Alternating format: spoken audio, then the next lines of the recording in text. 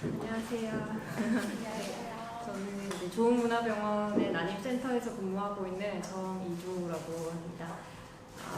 오늘 이렇게 비도 많이 오고 바람도 많이 부는데 참석해 주셔서 모두 감사하고 식사하시면서 가볍게 들어주시면 되실 것 같아요. 오늘은 이제 그러니까 난임의 진단 그리고 치료를 조금 더 쉽게 이해하기 위해서 이제 강의를 마련했고요. 여러분들이 이제 진료실에서 궁금했는데 물어보지 못한 것들을 이제 강의 중간이라든지 아니면 강의가 끝나고 나서 질문을 해주시면 그냥 답변해드리도록 하겠습니다. 강의는 한 50분 정도 진행이 될 것 같고요. 최대한 빨리 끝내보도록 하겠습니다. 우리가 이제 임신이 안 돼서 병원에 오면은 이제 각종 모르는 말로 의사들이 이제 설명을 해주죠, 보통.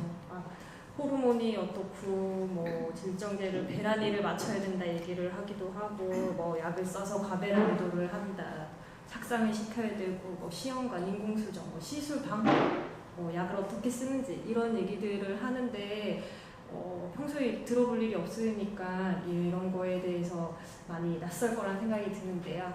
오늘 강의하면서 이런 용어들이 도대체 무엇을 뜻하는 것인지, 그다음에 어떤 건지에 대해서 조금 궁금증들이 해결되셨으면 좋겠습니다. 오늘 일단 첫 번째로 난임이 뭔가에 대해서 알아볼 거고요. 난임을 일으키는 원인이 어떤 거가 있는지에 대해서 알아볼 거고, 이런 원인들을 검사하기 위한 이제 방법이 무엇이 있는지, 그다음에 이런 원인들에 따라서 치료가 어떻게 되는지, 또 임신 준비를 어떻게 하면 좋을지에 대해서 순서대로 설명을 해드리도록 하겠습니다. 우리가 이제 난임을 정의하면은 일단 건강한 남녀가 결혼을 해서 피임을 전혀 하지 않은 상태에서 정상적인 성생활을 꾸준히 했음에도 불구하고 1년이 지났는데도 임신이 되지 않은 상태를 난임이라고 하고, 보통 1년을 지나면은 검사를 해볼 것을 권유를 합니다. 그렇지만 35세 이상은 6개월을 기준으로 하는데, 이제 아무래도 35세 이상이 되면은 아무리 내가 생리를 규칙적으로 하고 자궁이 정상이고 검사 결과가 괜찮다고 하더라도 난자의 질이 떨어지고 또 수정된 배아의 상태가 좋지 않기 때문에 임신율이 35세를 기점으로 이제 급감하게 되겠습니다. 그래서 검사를 일찍 서두르고 원인이 있으면 빨리 해결하고, 원인이 없다고 하더라도 이제 임신을 서두를 수 있게 하려고 검사를 권유하고 있습니다. 보통 우리가 정상적인 부부들의 임신 소요 기간을 보면은 6개월 정도 지나면은 한 70% 정도 임신을 할 수 있고, 1년 정도 지나면은 80%가 넘어가고, 2년이 지나가면 이제 90%가 넘어가니까 거의 대부분 결혼하고 2년 내에 이제 임신을 하게 되겠습니다. 통계적으로 우리나라의 난임 환자는 이제 결혼한 부부의 한 10에서 15% 정도 된다고 알려져 있고요. 결혼 연령에 따라서 난임이 어느 정도 되는지를 살펴보면 20대는 6%밖에 되질 않지만 35세를 넘어가면 이제 30%가 되고, 40세를 넘어가면은 이제 그의 두 배인 60%가 되는 것을 확인할 수 있습니다. 아까도 말씀드렸듯이 이제 여성의 연령이 증가할수록 이제 각종 원인들 때문에 가임력이 이렇게 떨어지게 돼 있고요. 반면 이제 똑같은 원인으로 인해서 연령이 증가하면 유산율이 이렇게 올라가는 것을 확인할 수가 있습니다. 원인을 살펴보면은 여성 요인이 한 45%, 그리고 남성 요인이 한 45% 정도 됩니다. 여성 요인 중에서 가장 많은 것이 이제 배란 요인이고요. 그다음에 이제 난관, 그 밖에도 난관 요인, 자궁의 요인이 있다든지 아니면 골반 요인이 있는 경우에도 이제 여성에서 난임을 야기할 수 있습니다. 반면 이제 남성도 한 45% 정도 되고요. 남성들은 어떤 이제 성기능에 장애가 있다든지 아니면은 정자를 생산하는 데 문제가 있다든지 생산은 잘 되는데 반면 배출하는 통로에 문제가 있다든지 아니면 정자의 소견상 어떤 문제가 있는 경우에도 임신을 하는 데 영향을 줄 수 있고 보통 두 분 다 같이 원인을 가지고 있는 경우가 한 10에서 20% 정도 된다고 보시면 될 것 같고 다 검사를 했는데도 원인을 찾지 못하는 경우도 한 10% 정도 된다고 알려져 있습니다. 우선 여성 요인에 대해서 살펴볼 텐데요. 이제 우리가 그림 많이 보셨겠지만 여기가 자궁이고요. 안에가 이제 자궁 내막이죠. 우리 배아가 짝상을 하는 장소라고 보시면 되겠습니다. 자궁 경부는 이 자궁 안에 들어가는 입구를 얘기하는 거고요. 이 자궁 경부암 검사라고 하면은 밑에 입구에 세포에 이상이 없는지를 살펴보는 거겠습니다. 이 양쪽에는 오른쪽이고 왼쪽에 나팔관이 있고요. 나팔관이 있고 이제 난자나 배아가 이동하는 통로가 될 거고요. 여기는 이제 난소입니다. 난소에서는 이제 난자가 나오는 나팔관으로 나오는 걸 하는데 이제 배란이 된다고 얘기를 합니다. 요 난소에 이제 문제가 있는 배란 장애인 경우가 한 40% 정도 되고요. 요 나팔관이라든지 주변 골반에 어떤 문제가 있는 경우도 한 40% 정도 되고요.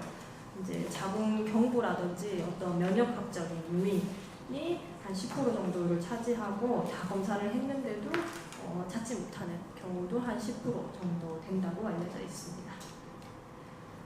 이제 남성 쪽 요인을 살펴보면은 크게 이제 고환을 기점으로 나눌 수가 있는데 이제 고환은 정자를 저장하는 장소로 얘기하고 고환 요인은 이제 정자에 문제가 있는 거고 고환 전 요인은 이제 정자를 만들기 위한 어떤 과정에 문제가 있는 경우 예를 들어서 이제 호르몬 분비에 문제가 있는 경우가 될 거고 이제 고환에서 정자가 모이고 배출이 돼야 되는데 이런 배출에 장애가 있는 경우를 고환 소요인으로 이제 분류를 할 수 있겠습니다. 보통 고환 전 요인에서는 이제 시상하부라든지 어떤 내하수체 머리에 문제가 있어서 호르몬이 분비가 잘 안 되는 정자를 생성하기 위해서는 남성 호르몬이 적당히 잘 분비가 돼야 되는데 이런데 이제 문제가 있는 경우들이 있고요. 그다음에 고환 요인으로는 대표적인 게 이제 정기의 정맥류가 되겠고 아니면 이제 본인한테 어떤 염색체, Y 염색체에 문제가 있는 경우도 고환 요인에 들어가겠습니다. 고환 후 요인은 아까 말했듯이 어떤 정자가 배출되는 어떤 길에 문제가 있다든지 아니면 배출되는 기능에 문제가 있다든지 할 때 이제 고환 그런 요인으로도 이제 남성 난임의 요인이 될 거고요. 요 각각 원인에 따라 가지고 이제 치료를 하게 되겠습니다. 난임의 검사는 부부가 항상 같이 상담과 검사를 받는 것이 중요합니다. 저도 의뢰를 볼 때 웬만하면은 남편분 같이 와서 설명을 듣고 검사를 진행하라고 말씀을 드리는 것이 임신을 혼자 하는 거는 아니니까 그리고 남편의 도움이 있어야지 이제 배우자 분들도 임신 준비를 원활하게 할 수 있고 지속적으로 할 수 있더라고요. 보니까 그래서 이제 남편분하고 같이 오라고 하는데 어떤 경우에 검사를 해야 되냐 아까 말씀드렸듯이 임신을 시도했는데 1년 안에 임신이 되지 않는 경우 그다음에 이제 35세 이상 6개월 이내 임신이 되지 않는 경우 아니면 아예 생리를 평소에 불규칙하게 한다든지 잘 안 하는 경우 예전에 이제 자궁 쪽이나 난소 쪽에 수술한 병력이 있다든지 질환을 알았던 경우 그다음에 어디서 검사를 했는데 좀 정의 소견이 이상하더라 이런 얘기를 들은 경우에는 본격적으로 임신에 대한 그 난임에 대한 검사를 하는 것이 일찍 하는 것이 중요하겠습니다. 보통 이제 여성분들이 먼저 병원에 오시게 되는데 오면은 저희가 이제 제일 먼저 하는 것이 병력 청취 이제 어떻게 되는지 및 진찰을 하게 되는데 생리를 규칙적으로 하는지, 생리하는 기간이 어떤지, 생리통이 평소에 심하지는 않는지에 대해서 먼저 확인을 할 거고요. 또 난임 기간이라든지 성생활이 잘 되고 있는지, 어떤 질환이 있지는 않는지, 술, 담배를 하고 계시는지 이 여부에 대해서 저희도 이렇게 외래 오시면은 먼저 신안 작성 문진을 먼저 하게 되겠습니다. 그 다음으로는 이제 보통 피 검사를 하자고 권유를 합니다. 이제 피 검사는 호르몬 검사 및 이제 산정 검사를 하는데 첫 번째로 하는 거는 난소의 기능을 평가하는 것입니다. 나이 유무에 상관없이 난소의 기능이 잘 유지되고 있는지를 살펴보기 위해서 이런 AMH라고 들어보셨을 것 같은데 이제 항뮬레리안 호르몬, 그다음에 난포 자극 호르몬, 황체화 호르몬, 여성 호르몬을 검사를 하고요. 그다음에 임신에 영향을 주는 이제 호르몬들을 검사를 하는데 거기에는 이제 유축분비 호르몬, 또 갑상선 자극 호르몬이 있겠습니다. 그 외에도 이제 왜 이렇게 피 검사를 많이 하냐 봤더니 임신에 영향을 줄 만한 다른 건강적인 문제가 없는지, 또 임신이 됐을 때 태아에게 영향을 줄 수 있을 만한 문제를 확인하기 위해서 검사를 하는데 거기에는 이제 빈혈이라든지 어떤 간 기능 검사라든지 풍진 항체라든지 비형 간염 항체, 간염 이런 게 있지는 않는지를 확인하게 되겠습니다. 그 다음에 하는 거는 이제 나팔관 조영술입니다. 이제 나팔관이 잘 뚫려 있는지를 확인하는 것이고요. 하는 방법을 보여드리면은 보통 이렇게 자궁 경부를 통해서 조영제를 안으로 쏘고요. 조영제를 쏘면은 이런 식으로 조영제가 자궁 안부터 해서 이제 뚫려 있는 나팔관으로 통과를 하게 되는데 이제 통과를 하지 못하게 되는 경우는 나팔관이 이제 막혔다고 얘기를 할 수 있을 거고요. 보시면은 자궁 모양이 이제 이상하다든지 하면은 이런 조영술을 했을 때 특징적인 다른 모양을 나타내게 됩니다.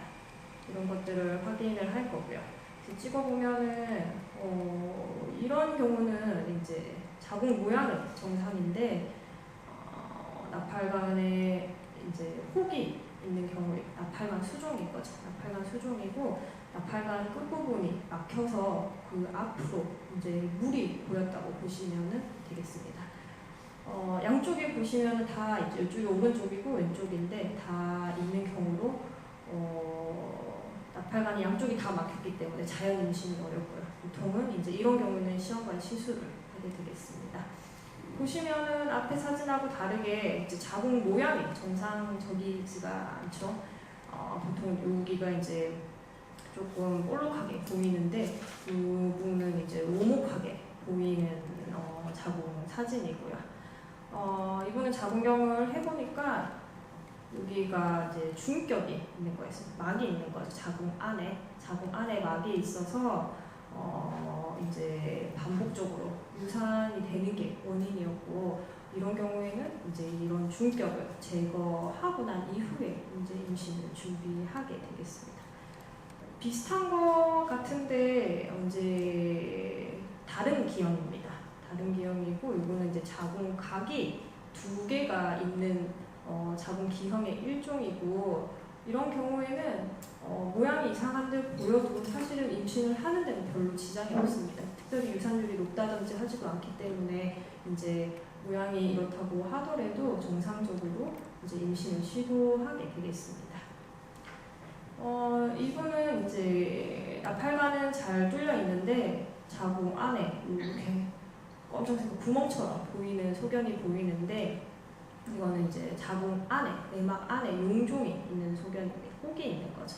혹이 있어서 이런 것들도 나팔관 촬영을 해보면은 충분히 확인하고 이런 것들을 다 해결하고 임신을 준비하는 게 아무래도 임신율을 높이는 길이 될 수 있겠습니다. 그 다음에는 우리가 오시면은 이제 질 초음파를 항상 하게 되는데, 질 초음파는 일단 자궁이나 또 난소, 나팔관에 특별한 문제가 없는지 혹은 없는지를 확인하는 거고, 물론 이제 심한 자궁 기형도 관찰을 할 수가 있겠습니다. 이런 식으로 이제 배란기 때 요 안에가 이제 자궁 내막인데, 이 자궁 내막의 두께가 착상이 가능한지 그런 것들도 평가를 할 수가 있겠고요. 그다음에 여기는 이제 우리가 초음파를 봤을 때 난소고요. 난소 안에 난포를 보여주는 거고, 이 난포가 충분한 크기가 되면은 이제 배란이 된다라고 보는데, 이런 배란을 평가할 수도 있겠습니다. 그리고 시험관이라든지 인공수정 시술을 하기 전에 약을 써서 난포를 여러 개 키울 때 그런 반응들이 이제 괜찮은지, 그리고 난포가 여러 개 자라는 게 보이는데, 이런 것들을 판단하는 기준도 이제 초음파를 보고 알 수가 있겠습니다. 그래서 보통 외래 오면은 거의 뭐 매번 초음파를 본다고 생각하시면 되실 것 같고요. 검사가 시기별로 정해져 있는데, 보통 아까 말했던 난소의 기능을 평가하는 호르몬이라든지 이런 검사들은 생리하고 시작하자마자 2, 3일째 검사를 해야지 가장 정확하게 반영을 할 수 있어서, 난임센터를 방문하실 예정이라면 생리하고 2, 3일째 오는 게 조금 덜 번거로우실 수 있겠습니다. 이때 호르몬 검사를 하고 난 다음에 생리가 끝나고 이제 아까 나팔관 조영술 촬영을 하는데, 생리가 시작할 때 나팔관 촬영을 해버리면 감염의 위험성도 높고, 그다음에 생리 혈 때문에 검사의 결과가 정확하지 않아서 생리가 끝난 이후에 하고, 또 너무 늦게 할 수가 없는 게 이 배란기에 가까워오면은 난자가 이제 세포 분열을 계속해서 발달을 하는데, 이 발달하는 과정에 이제 나팔관 촬영은 방사선 촬영을 해야 되기 때문에 그런 게 조금 영향을 줄 수 있어서 너무 늦지 않게 한 6일에서 10일, 11일 사이에 검사를 하는 것이 좋겠습니다. 그 다음에는 아까 말했듯이 이제 배란을 평가하고 배란기 때 자궁 내막이라든지 확인하기 위해서 초음파는 이제 배란기 때 한 번 더 하게 될 거고요. 이 항체 호르몬 검사는 이제 배란이 되고 난 이후에 잘 됐는지를 평가하기 위해서 이제 피 검사를 하면 좀 정확하기는 하지만, 요새는 이제 이렇게 하면 피 검사를 너무 많이 해야 돼서 잘 시행하고는 하지는 않습니다. 그 외에 저희가 이제 난임센터에서 할 수 있는 검사로는 많이들 들여보셨겠지만 이제 자궁경 검사를 할 수가 있겠고요. 자궁경은 여러분 보시면은 이 카메라, 이제 내시경 같은 거 할 때 사용하는 카메라를 이 자궁 안으로, 이 자궁 내막 안으로 넣어서 자궁 내막 안에를 관찰하는 거라고 보시면 될 것 같고요. 보통은 이제 자궁 내막 안에 아까 용종이라든지 유착이라든지 그런 것들을 진단하고 치료를 하는 방법이라고 보시면 되실 것 같습니다. 마취를 안 하고 하는 데도 있고요. 또는 어떤 치료가 필요로 할 경우에는 국소 마취라든지 아니면 전신 마취, 수면 마취를 하는 병원들도 있겠습니다.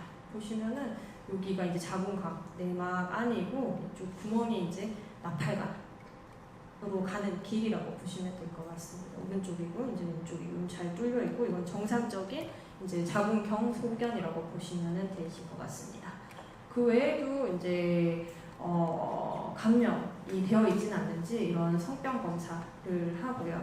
항상 자궁 경부암 검사가 괜찮은지 이런 것들은 이제 임신이 되면은 치료를 하는데 한계도 있고, 또 임신을 유지하는데 유산이라든지 조산에 영향이 있기 때문에 미리 검사를 해놓는 게 좋을 것 같습니다.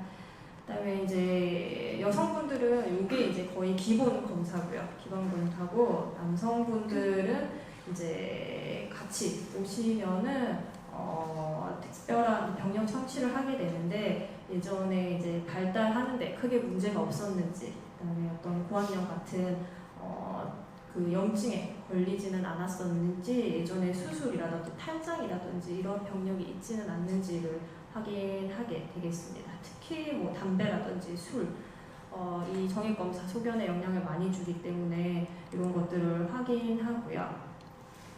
정액 검사는 이제 정액의 양, 그다음 정자의 수 및 운동성, 그다음에 형태들이 괜찮은지를 먼저 확인을 하게 되겠고요. 보통은 한 2일에서 7일간의 금융기간을 가진 후에 정액 검사를 하고 최소한 교과서적으로는 2번 이상 검사를 해야지 그 이제 정액 소견이 좀 신뢰를 할 만하다라고 얘기는 하지만 현실적으로 2번씩 보고 이러긴 힘들기 때문에 특별한 이상이 있지 않으면은 한 번 정도 검사를 보고 저희가 이제 판단을 하게 되겠습니다. 정액 검사의 이제 정상적인 소견을 기준으로 이제 우리가 2010년도에 WHO에서 나온 기준을 이제 삼는데 요거는 이제 임신이 1년 안에 되신 남성분들 2,000명을 대상으로 해서 이제 상위 10%를 끊어서 그 기준을 만든 거고요. 그 기준을 보시면은 정액 양은 적어도 1.5mm 이상이 돼야 되고 정자 수는 이제 1,500만 마리 이상이 돼야 되겠습니다. 중요한 거는 이제 운동성이고 운동성도 40% 이상이 돼야 되고 이게 이제 직진으로 가는 운동성도 32% 이상을 보여야 됩니다. 정상적인 모양은 이제 4% 이상이라고 보고 예를 들어서 이제 1%라든지 뭐 2, 3%대에는 이제 기형 정자가 많은 거고 그거는 이제 임신에 영향을 줄 수가 있는데 내가 정액 검사를 했는데 다 이거 수치 이상으로 나왔다 해가지고 반드시 그 검사가 정상이고 이제 임신이 잘 된다라고 보기에는 조금 무리가 있습니다. 아까 말씀드렸던 대로 임신이 잘 된 1년 안에 된 사람들만 골라서 검사를 한 거기 때문에 이제 상대적으로 조금 좋게 나온 편이고요. 이것보다 훨씬 더 좋게 나왔다고 하더라도 임신이 안 되는 분들이 있을 수 있고요. 이것보다 훨씬 더 안 좋게 나왔는데도 불구하고도 자연 임신이나 정상 임신을 하시는 분들도 많기 때문에 또 정자 검사는 그 센터별로 병원별로 하는 방법이 좀 차이가 많기 때문에 검사 결과를 꼭 해석하는데 의사의 설명이 좀 필요할 것으로 생각이 됩니다. 보면은 이제 정상 정자는 여기가 머리고 여기 목 부분이고 꼬리 부분이고 이게 이제 정상 모양이고요. 이게 이제 4%만 돼도 우리가 어쨌든 이제 임신을 하는 데는 큰 무리가 없을 거라고 보는데 대부분 정액 받아보면은 이렇게 뭐 머리가 다 이상하다든지 아니면 뭐 목이 꺾여 있다든지 꼬리가 뭐 접혀 있다든지 2개라든지 이런 식으로 이상한 기능을 하지 않는 이런 정자들을 많이 볼 수가 있겠습니다. 앞에까지는 이제 검사를 어떻게 하는지를 본 거고요. 그 다음에는 이제 난임을 치료에 대해서 살펴볼 텐데, 치료는 뭐 워낙 광범위하고 또 개개인별로 다르기 때문에 일단 대략적으로 어떤 시술이 있는지에 대해서 말씀을 드리도록 하겠습니다. 일단 첫 번째로 해볼 수 있는 게 배란 시기에 이제 부부 관계를 하는 거고요. 이게 안 됐을 경우 보통은 이제 인공 수정을 해보자고 하죠. 인공 수정을 했는데도 잘 안 된다 이러면은 우리가 이제 흔히 알고 있는 시험관 시술 체외 수정이라고 하는데 이거를 해볼 수도 있고 그다음에 그 외에도 미세 조작술이라든지 좀 더 이제 심한 분들은 난자 종자의 공여라든지 대리모도 최근에는 케이스들이 조금 덜어 있겠습니다. 우리가 배란 시기에 이제 부부 관계를 맞추려면 도대체 배란이 언제 되는가, 배란은 어떻게 되는 것인가에 대해서 알아야 될 것 같은데 예전에 이제 고등학교 때 이런 거를 배우기는 했는데 이제 기억이 가물가물하실 것 같아서 간략하게 설명을 해드리겠습니다. 일단 이제 뇌하수체 머리에 있는데 여기서 난포 자극 호르몬이라는 것이 이제 나와야 됩니다. 이게 나오면은 난포가 이렇게 사이즈가 커지는데 사이즈가 커질수록 우리가 이제 여성 호르몬이라는 그 에스트로겐이 계속 증가를 하게 되겠고요. 에스트로겐이 증가를 어느 정도 이상 하면은 이제 우리가 난포가 성숙이 됐다고 보고 난포가 성숙이 됐다고 하면은 그 안에 있는 여기 나포고 요 안에 있는 게 난자인데 난자도 이제 성숙이 됐다라고 보는 겁니다. 이제 초음파상으로 봤을 때 아까 이렇게 난포가 적당한 크기도 됐고 피 검사를 했는데 이 여성 호르몬 수치도 어느 정도 이상이 됐다 하면은 이 황체 형성 호르몬이라고 LH인데 이 호르몬이 급격하게 올라가기를 시작합니다. 보통 이게 올라가기 시작하면 한 36시간, 34시간에서 36시간 이후에 이제 배란이 되는 것이고요. 난자가 이제 나오는 거죠. 나오는 거고 보통 이거 피크를 치는 때부터 한 12시간 이내에 이제 배란이 되는데 이 피크 치는 농도는 개인 차이가 많이 크고 시간도 개인 차이가 좀 있기 때문에 이걸 알기는 어렵고 이제 보통은 검사를 해서 올라갔는지 안 올라갔는지 이 정도를 알 수가 있겠습니다. 이렇게 해서 이제 배란이 되면은 요 난자는 나팔관으로 들어가는 거고 그 다음에 이 배란이 되고 남은 난포를 우리가 황체라고 하는데 이 황체에서 프로게스테론이라는 호르몬을 계속 분비를 하게 됩니다. 우리가 이거는 이제 쉽게 말하면 착상을 도와주는 호르몬이라고 보시면 될 것 같고요. 이게 이제 임신이 되면 계속 높은 상태로 유지가 되는데 만약에 이제 임신이 안 된다 하면은 이게 떨어지면서 그동안 여성 호르몬이 나오면서 계속 두꺼워졌던 자궁 내막이 이제 헐게 되는 거고 헐면서 생리를 하게 되는 거고 생리를 다시 하게 되면 또다시 이 난포 자극 호르몬이 증가를 하면서 새로운 주기를 이제 시작하게 되는 것이겠습니다. 우리가 이제 시험관이라든지 뭐 인공수정을 할 때 난포를 키운다고 할 때 주는 호르몬은 이 난포 자극 호르몬이 되겠고요. 많이 줘서 이제 여러 개를 키우는 겁니다.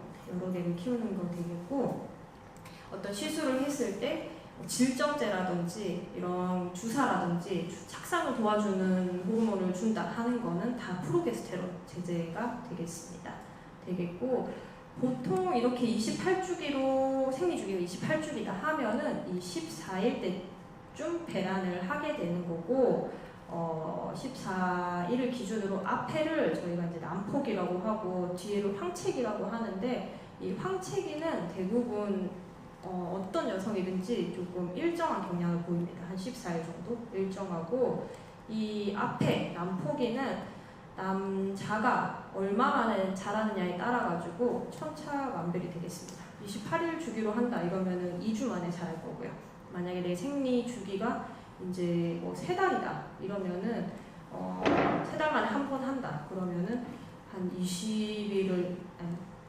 80일을 넘게 이 난포기에만 머물러 있다가 이제 우연찮게 난포가 자라서 그 뒤로 생리를 하는 거고 내가 뭐 50일 정도 된다 이러면은 이제 한 30일 넘게 이 난포기에 머물러 있는 거니까 그분도 내가 생리 주기가 50일인데 생리하고 15일째 되는 날에 부부관계를 맞추는 거는 날짜를 잘못 맞추는 경우겠죠. 그런 분들은 좀 더 뒤에 한 30일 좀 넘어서부터 이제 맞추게 되는 게 내 날짜를 제대로 맞췄다라고 얘기를 할 수가 있겠습니다. 배란 여부를 검사를 하는 건 제일 정확한 거는 사실 본인의 이제 생리 월경력입니다. 보통 정상적으로 생리 주기는 이제 25일에서 30일 사이에 하는 거는 난자가 발달하는 데는 큰 문제가 없겠고요. 요런 본인이 언제 생리를 하는지에 따라 가지고 배란이 언제 되는지를 대략적으로 알 수가 있겠습니다. 또 체온을 재도 알 수가 있는 게 배란이 되면은 이제 체온이 올라가는데 이거는 배란이 되고 난 이후에 올라가는 거니까 사실 배란이 잘 됐냐 안 됐느냐를 아는 거지 체온을 잴으로써 이제 뭐 부부관계 날짜를 맞춘다든지 이런 거는 조금 어렵고요. 이제 그래도 우리가 배란 날짜를 잘 맞출 수 있는 방법은 이제 초음파를 봐서 난포가 제대로 잘 크고 있는지를 확인하는 게 시중에 이제 나와 있는 방법 중에서는 가장 좀 정확한 방법이라고 볼 수 있겠습니다.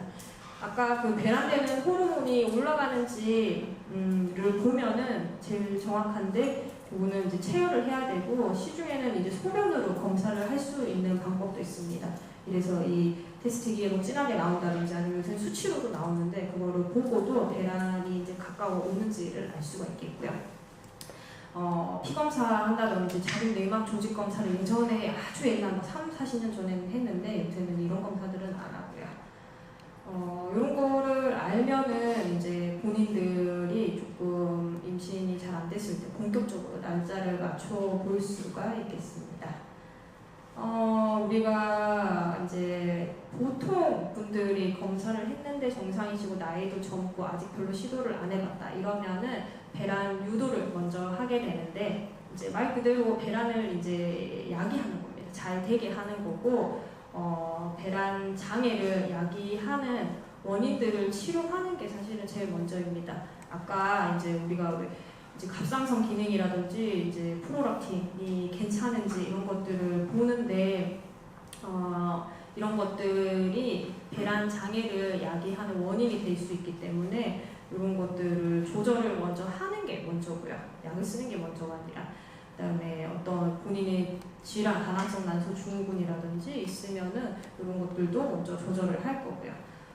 체중 조절, 체중이 이제 영향을 많이 미치기 때문에 그런 거 식이 조절에 대해서 교육을 하고 있습니다. 우리가 이제 시중에 배란 유도제라고 하는 거는 이제 먹는 약은 클로미펜하고 이제 페마라밖에 우리나라에는 이제 없고, 클로미펜은 시작하는 날짜는 둘 다 같습니다. 보통 생리 시작하고 이제 2일에서 늦어도 5일 안에는 시작해야지 효과가 있고, 이제 한 알에 50mg인데 보통 3알까지 정도 반응이 없을 경우, 하나부터 시작했는데 반응이 없다 이러면 3알까지 늘릴 수가 있고, 이 약들을 5일간 복용한 후에 이제 빠르면 1호부터 5일에서 10일, 늦으면 10일 안에는 거의 배란이 되기 때문에 보통 이렇게 5일 약을 먹고 한 일주일 정도 뒤쯤에 와서 배란이 이제 될 만한 것들이 자라고 있는지 확인을 하고 이제 부부관계 할 날짜를 정해드리도록 합니다. 클로미펜이 잘 안 된다든지 아니면 클로미펜으로 인한 부작용 때문에 약을 쓰지 못할 경우 페마라라는 약을 먹을 수도 있고요. 페마라도 이제 한 알이 2.5mg이고 보통 한 2알까지 드실 수 있고, 그리고 또 5일 정도 복용을 할 수 있겠지만, 근데 이런 약에도 반응이 없다 이러면은 그 다음에는 이제 호르몬, 제 주사용이죠.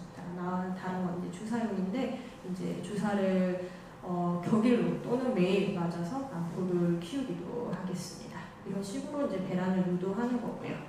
그 다음에 이제 배란 유도 잘 안 됐다 이러면은 생각해 볼 수 있는 게 인공수정이겠습니다.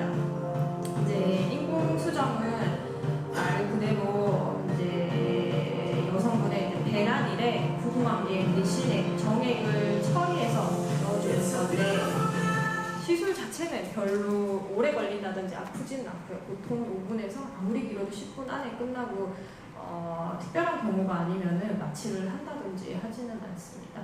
어떤 경우에 하냐면은 아주 경도의 남성적인 요인이 있을 때, 예를 들어서 정자의 수가 조금 작다든지 정자의 운동성이 약간 떨어진다든지, 아까 한 40% 정상으로 봤는데 뭐 20%에서 30% 정도 되는 경우, 그 다음에 기형 정자가 있을 때, 아니면은 어떤 뭐 발기라든지 어떤 해부학적인 문제가 있을 때에 이제 시도를 해볼 수가 있겠고요.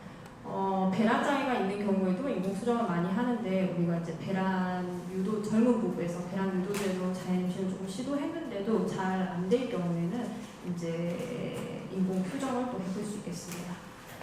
자궁 경관, 아까 자궁 입구에 어떤 뭐 시술을 예전에 했다든지 점액이 이제 별로 없다든지 문제가 있을 경우에도 해볼 수가 있고요. 어떤 면역학적인 요인이라든지 경도의 자궁 내막증이라든지 아니면 다 검사했는데 별 다른 원인이 없는 원인 불명의 경우에도 인공수정을 해볼 수가 있겠습니다.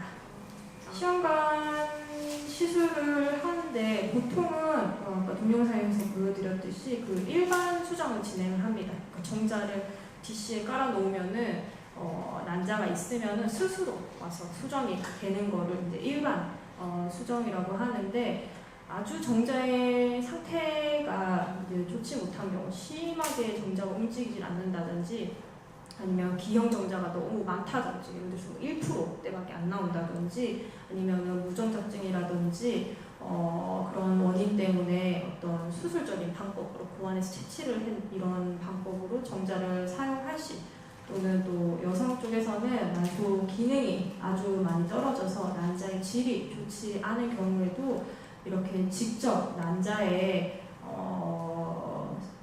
좋은 정자를 골라서 찔러주는 이런 미세 조작술을 하기도 하겠습니다. 이게 이제 발달함으로써 사실은 남성 불임을 거의 다 이제 극복했다라고, 이 미세 수정이 생기기 전과 후가 남성 불임 임신율이 거의 몇 배 이상 차이 나는데, 이제 기술적인 발전이라고 볼 수가 있겠습니다. 보통 시험관 시술은 아까 말했듯이 조금 더 심한 남성적인 요인 불임이 있을 경우에 하고요.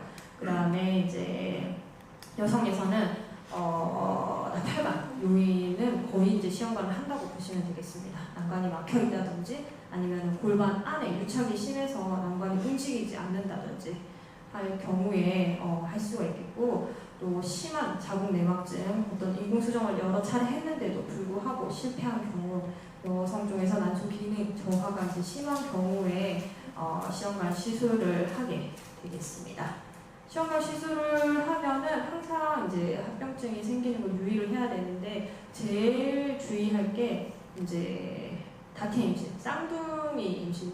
저는 이제 쌍둥이 임신이 되는 거를 별로 좋아하지는 않는데, 왜냐하면 어쨌든 상과적으로 조산이라든지 임신 이제 고혈압, 임신 중독증이 쌍둥이 임신에서 월등히 높다고, 이거는 뭐 확실하게 알려져 있는 거기 때문에 환자분들이 한 번에 임신하기를 원해도 쌍둥이를 생겨서 한 큐에 해결하고 싶다고 하더라도 웬만하면은 단태 임신을 하기를 이제 권유를 하겠고요. 그 다음에 주의해야 될 게 이제 난소 과자극 증후군이 되겠습니다.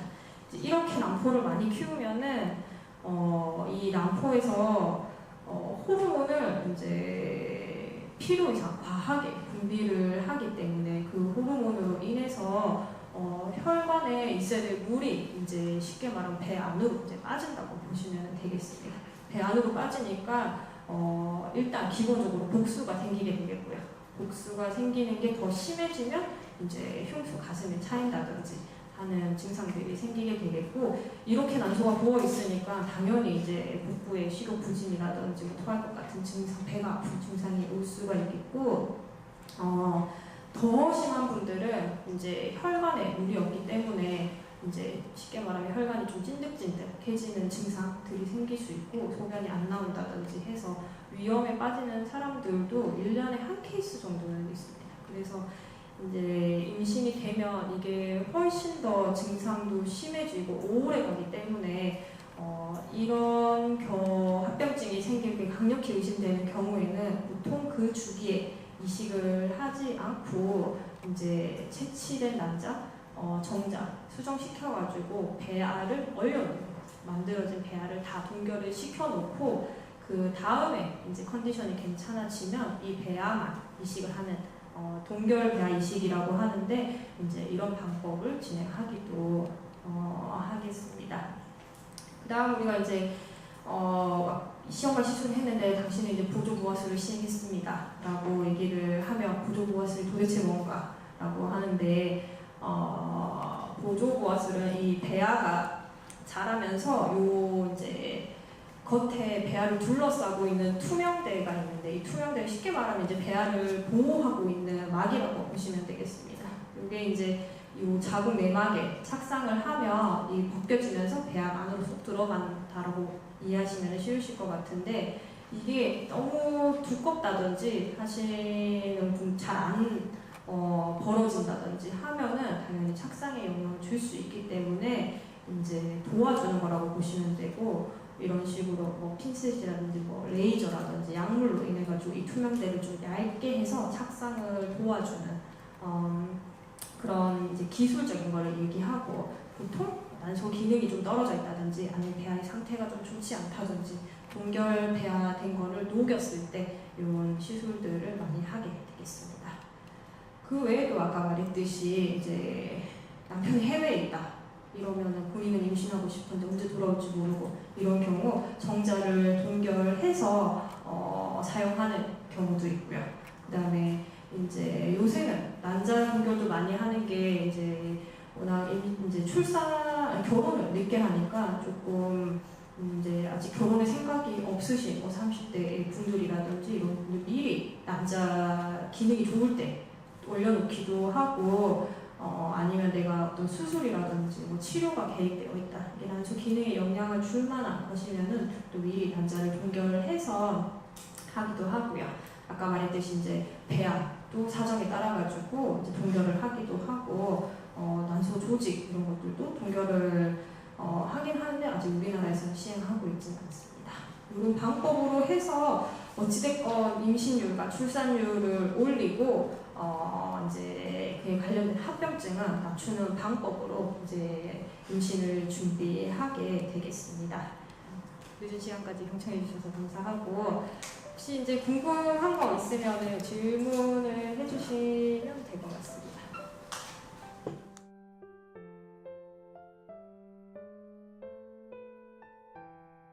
그렇죠. 그렇죠. 검사가 일단 중요하고요. 중요하고 그다음에 검사를 안 하고 인공수정을 할 수 없게 되어 있어요. 법적으로. 그렇죠. 뭐 근데 언제 받았느냐가 중요할 거고요. 예를 들어서 피검사 한 지가 1년 이상 너무 오래됐다 이러면은 피검사 정도는 아마 다시 하게 될 거고요. 그 다음에 일단 배란이 잘 되는지는 기본적으로 확인을 하겠죠. 난 다음에는 뭐 시술은 사실 언제든지 들어갈 수가 있으니까 그래도 이제 기본 검사 완료돼 있다 하면은 한 달 정도는 있다가 이제 시술을 하게 되겠죠. 보통 아무리 빨리 한다고 하더라도.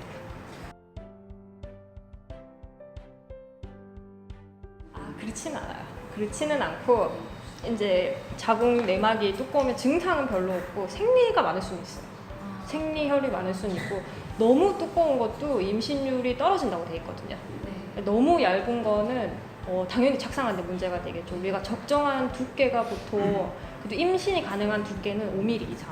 5mm 이상이고 지금까지 임신된 것 중에서 제일 얇다고 한 것도 3mm거든요. 3mm니까 그 정도가 되는지를 확인을 해야 될 거고 월경통은 워낙 개인 차이가 크고 그다음에 관련이 있는 질환들도 많기 때문에 그에 대한 검사들을 해야 되겠죠. 그렇지만 구조적으로 어떤 큰 문제가 없다 하면은 생리통이 심한 것 때문에 임신이 안 되고 이런 가능성은 조금 떨어져요. 떨어지는 건 아니고 대신 더 높지도 않는 게 지금까지 이제 처음 시험관 아기가 태어나고 한 40년 정도 흘렀는데 그 지금까지 연구 데이터에 의하면은 몇몇 질환들은 조금 높은 게 있어요. 뭐 예를 들어서 저체중 이런 것들, 발달 이런 것들은 약간 시험관 아기들이 정상적으로 자연 임신해서 태어난 애들보다 조금 이제 떨어지는 것 같다라고는 하는데 워낙 이제 수가 미비하기 때문에 그렇게 태어난 아기들이 통계적인 이제 차이가 별로가 없는 거죠. 그래서 어쨌든 현재는 자연 임신과 이 시술적인 임신으로 태어난 아이들이 큰 차이가 없다라고 보고는 있어요. 근데 더 좋을 것도 없지. 더 막 우수한 애가 막 선택적으로 태어나고 이런 거는 아니고 대신 더 좋을 것도 없고 더 나쁠 것도 없고 성별도 선택할 수 없고. 임신 주수는 생리일이 기준이에요. 그러니까 전에 이제 생리일로 카운트를 하는 거고요. 그러니까 근데 우리가 생리일을 기준으로 하는 거는 일반인들이 이제 쉽게 이해하려고 그 통상적으로 쓰는 주수라고 보시면 될 것 같아요. 그러니까 보통 이제 생리하고 뭐 28일 주기로 한다 하면은 이제 생리 안 하면 그로부터 일주일 뒤에 보통 알게 돼서 검사를 하고 온다 이러면은 생리 시작부터 이때까지 5주잖아요. 5주니까 임신 주수는 5주가 되는 거예요. 5주가 되는 건데 시험관을 하시는 분들은 이제 배란되는 날짜, 난자 채취하는 날짜가 정해져 있죠. 우리가 정해지고 배알을 만들어서 배아를 넣어주잖아요. 키운 배아를 넣어주기 때문에 사실은 정확한 임신 주수로 따지면은 이 배아의 날짜대로 하는데 이게 자연 임신, 그러니까 생리 날짜로 했을 때나 배아의 정확한 날짜를 했을 때나 별로 차이가 안 나요. 그러니까 뭐 분만에 영향을 줄 정도로 막 2주씩 차이가 나고 이런 게 아니고 차이가 나봤자 한 2, 3일 정도 차이가 나기 때문에 임신 주수 날짜를 막 배아의 날짜로 교정을 해가지고 주수를 보통 얘기해드리진 않아요. 우리가 얘기한다, 병원에서 얘기하는 거는 이제 보통은 이제 시작한 생리 날짜가 기준이라고 보시면 될 것 같아요.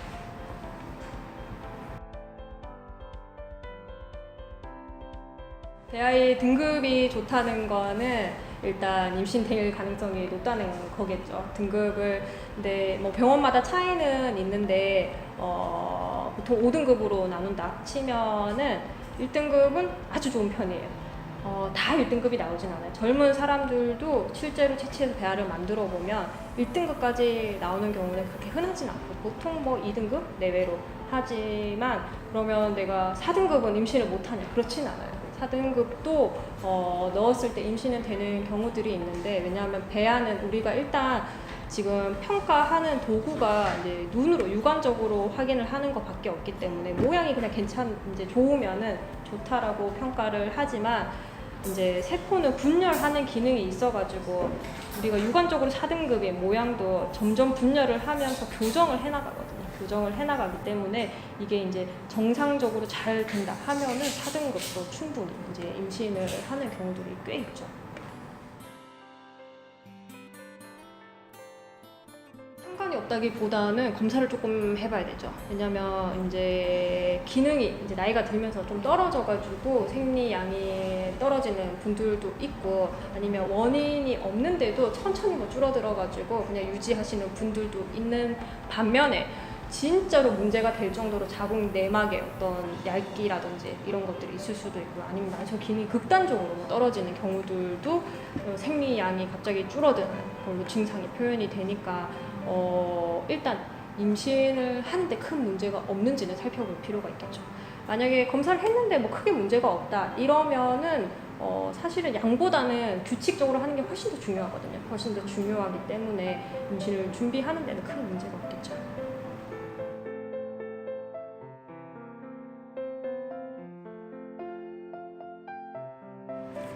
일단 시작을 어떻게 하느냐에 따라서 다르기는 한데, 일반적으로 네. 없고, 일단은 거의 이제 생리를 시작하면 약을 쓰기 시작하거든요. 이 약을 쓴다는 거는 이제 난포를 키우는 약을 쓰는 거죠. 대부분은 정상적이다 하면 약 쓰는 기간은 10일 내외예요. 10일 내외고, 특별히 안 자라지 않는 이상 그 정도 쓰고 나면은 이제 충분히 난포가 성숙이 돼 있거든요. 그러면은 이제 난자 채취할 날짜를 정하는데, 이 난자 채취 날짜를 정하기까지 난포가 잘 자라는 걸 보고 용량을 조절해야 되기 때문에 2번, 많으면 3번 정도 오게 될 거고, 채취 전에 2번 내지 3번 정도는 오게 될 거고, 그 다음에 이제 난자 채취하는 날짜는 당연히 이제 수면 마취를 보통 하죠. 난자 채취를 아까 초음파 보면서 막 뽑아야 되잖아요. 그렇기 때문에 이제 수면 마취하는 날, 그거 때문에 난자 채취하는 날 비워야 되고, 그 다음에 배아의 상태에 따라 가지고 보통 3일에서 5일 안에 이식을 해줘요. 그러니까 날짜가 정해지면 이식하러 한번 와야 될 거고요. 이식을 하면 보통 12일 안쪽으로 피 검사를 하거든요. 피 검사를 하면 임신이 됐는지 안 됐는지 알 수가 있어요. 그러니까 이것까지 다 한다 이러면은 총 기간이 한 달은 걸릴 거고, 병원 오는 횟수는 한 5, 6회 정도 되고. 원래 교과서적으로는 이제 생리 3일 이제 주기가 시작할 때마다 조금 하는 게 도움이 된다라고 되어 있어요. 왜냐하면 우리가 시험관 할 때 보통 한 번 하면 잘 안 됐다 하면은 2달 정도를 쉬어야 돼요. 그러면은 총 또 3개월이 지났기 때문에 그 사이에 또 크게 변화가 없는지 또 보면은 그 주기에 반응이 괜찮을지 안 괜찮을지를 확인해 볼 수 있기 때문에 하는데, 경우에 따라서는 초음파만 봐도 난소의 반응이라든지 이런 거를 대략적으로는 알 수 있기 때문에 올 때마다 검사를 하고 이러지는 않죠.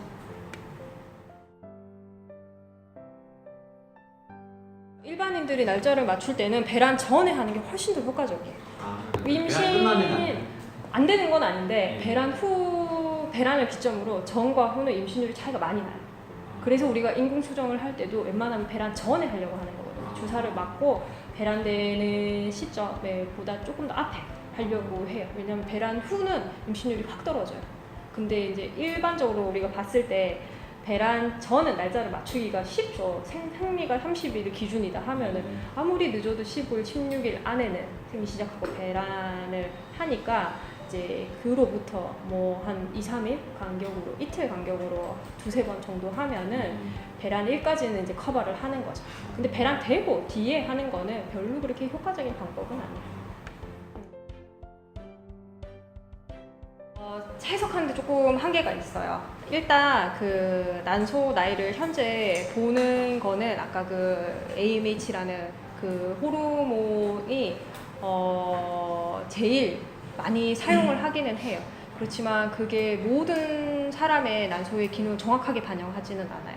그것만 보고 단독으로 판단을 하지는 않는 거죠. 동결 배아 이식이 그 신선 주기에 이식을 한 것보다 임신율이 높게 나올 때가 좀 더 많아요. 왜냐하면 신선 주기는 일단 내가 난포를 키우기 위해서 호르몬을 좀 많이 썼죠. 난포는 많이 키웠는데 이 과다한 호르몬 때문에 내막의 변화를 일으켜서 착상을 하는 데는 조금 영향을 줄 수가 있어요. 근데 이제 동결 배아는 이런 과정이 전혀 없죠. 나중에 동결된 배아만 이제 날짜에 맞춰서 넣어주면 되니까 굳이 뭐 약을 쓰지도 않고 하기 때문에 본인 자연 주기에 맞춰가지고 이것만 딱 달랑 넣어주니까 임신율이 높게 나올 때가 꽤 많아요. 일부러 그렇게 하시는 경우들도 있고요. 사회적인 이슈죠. 조금 어쨌든 한 살이라도 어릴 때 난자를 동결시켜 놓으면은 나중에 이제 사용할 때 예를 들어서 40세 때 다시 난자를 채취해가지고 이제 배아를 만들어서 하는 것보다는 35세 때 얼려놓은 난자로 하는 게 이제 수정률이라든지 이런 거는 좋은데 다만 아까 제가 법적으로 5년이라고 했잖아요. 그 5년 안에 못 쓰면 다 폐기해야 되는 거예요. 이런 딜레마. 그 다음에 이제 난자 동결은 지금 보험이 안 되기 때문에 다 자비로 이제 부담을 해야 되니까 비용적인 그런 것들도 좀 있겠죠. 그래서 선택적으로 이제 하고 있죠, 난자 동결을.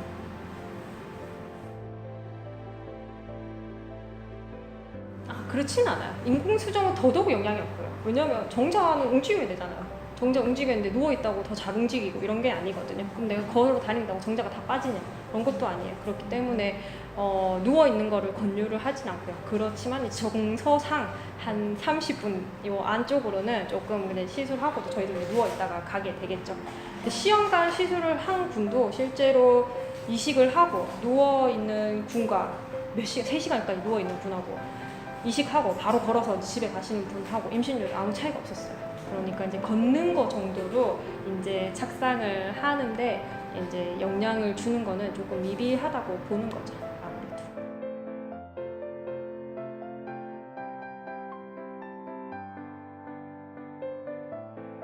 아니요, 그렇진 않아요. 훨씬 상대적으로 간편하니까 하기도 쉽고요. 그렇지만 시술 시작부터 시술을 하게 되는 과정까지 기간은 비슷해요. 왜냐하면 내가 배란을 하는 날짜는 대부분 자기 주기랑 비슷하거든요. 주사를 쓰든 약을 쓰든 아주 많이 늘거나 줄지는 않아요. 그래서 이제 하는 비슷하고 시술도 바늘이 들어가는 건 아니니까 마취도 안 하고 상대적으로 간단하죠. 거의 5분 안에 다 끝나거든요. 하니까 뭐 마취 없고 간단하고 안 아프고 하니까 조금 시간이 많이 늦었네요. 더 궁금하신 거 없으실까요? 네, 그러면 이제 궁금한 거는 각자의 진료실에서 물어보는 걸로 하고 이제 오늘은 고생 많이 하셨고요. 이제 조심히 돌아가시길 바라겠습니다.